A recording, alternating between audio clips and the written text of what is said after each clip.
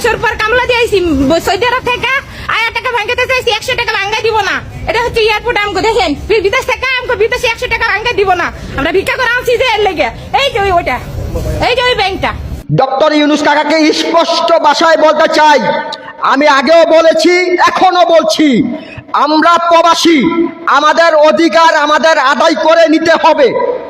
বাংলাদেশে একজন নারী আমাদের প্রবাসী বোন, সেই এয়ারপোর্টে যাওয়ার পর 100 রিয়াল বাঙ্গাইতে গেছে, তাকে বাংতি দিবে না, বলছে ম্যাক্সিমাম 500 রিয়াল এবং কি 200 রিয়ালের নিচে কোনো বাংতি দিবে না। কেন ভাই, কি কারণে? 100 রিয়ালকে রিয়েল মনে হয় না?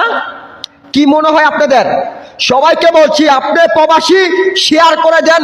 ডক্টর ইউনূস কাকা পর্যন্ত ভিডিওটা যাইতে চাই, আর বাংলাদেশের টেকনাফ থেকে তেঁতুলিয়া পর্যন্ত ভিডিওটা কাঁপতে চাই। কেন বলছি? প্রবাসী আওয়াজ তুলতে হবে। একজন প্রবাসী যদি 50 রিয়াল না 5 রিয়ালও দেয়, বাংতি করে দিতে হবে।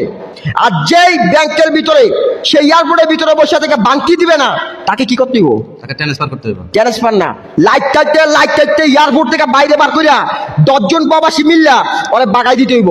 নেক্সট টাইম কোন ব্যাংকের কর্মকর্তা যেমন করে প্রবাসীর টাকা বাঙ্গাইতে গেলে বলে কি দেব না, এই কথাটা যেমন না বলে, হুঁশিয়ার করে দিতে চাই। যখন এই বোনটার সাথে কাজটা হয়েছে, 10 জন প্রবাসী কেন একত্রিত হয়ে ওই ব্যাংকওয়ালার দলের না?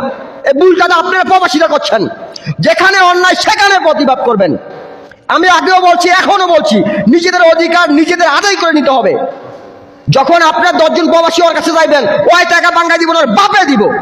ওর বাপে কামাই করে প্রবাসে, আমাদের মতন গরিব দুঃখী মানুষই প্রবাসে কাম করে। টাকা দিব না মানে ওই দিব, ওর বাবাই দিব টাকা বাঙ্গাইয়া। ওই কার টাকা এয়ারপোর্টে বসে বসে মানি এক্সচেঞ্জ করে, কার টাকায়। বেশি বাইরো না এয়ারপোর্টের ভিতরে, আমি বারবার করে বলছি বেশি বাইরো না। কোনো নেতা করার টাইম নাই। দিস ইজ প্রবাসী। শেয়ার করে দিবেন সবাই।